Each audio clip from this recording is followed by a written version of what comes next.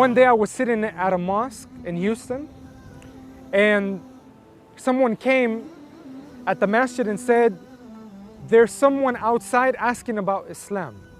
And I didn't know the individual. And so the individual said that person has been in a gang before. And I told him, bring him, tell him to come inside, right? And so here comes this guy, he's like 300 pounds. He has tattoos on his face and a tattoo right here on his neck.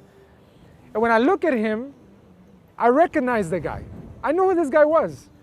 He was another gang member from another gang that was my enemy before I was Muslim. This guy used to look for me to kill me. When he walks in the mosque asking about Islam and I'm sitting there and he looks at me and he was like, Jay? Because that's the way they used to know me before. I was like, Oso? Used to call him Oso, bear, in the Spanish language, bear. This guy was like 300 pounds. And he was like, you, this? And I was like, yeah. I was like, sit down, man. He had gone to prison 4 years in the penitentiary. He had been run over by a car and he had a metal plate in his leg. He still had pellets in his mouth that they could not take out from a shotgun blast. And he said, man, I'm living foul and I gotta change my life. So he said, tell me about this. I hung out with the guy 3 days, seeing him daily, going and eating with him, picking him up. He didn't have a car at that time.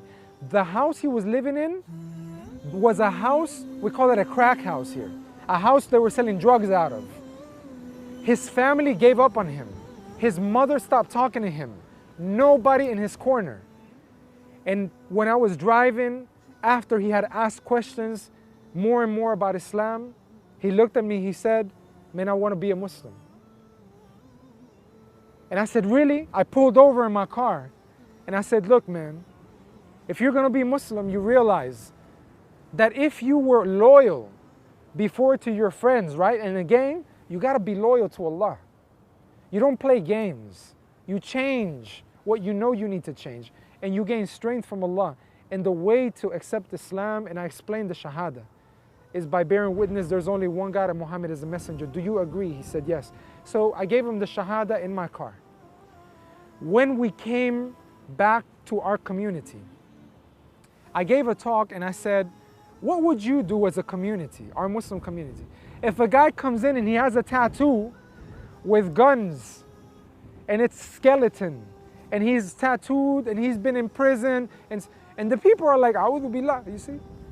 And I said, that's a problem. Because right here in our neighborhood where we grew up, those are the people that we should welcome to come to our mosque. Those are the people that are sick, and the mosque should be like a hospital where the sick people like this come. Not just the person who prays 5 times a day and mashallah, you know, they have no issue. I said, come here also. And I brought him up and they saw he had tattoos and all this, and I had him sit down next to me. And I said, tell them how you came here. And when he began to speak and why he came there, people in the mosque began to cry. And the youth began to become amazed. And he said, when I knew him before, I was looking for him to kill him. Now we sit here as brothers. إني ناديتك وسعيت إني استهديتك فهديت بالقرآن أنرت طريقي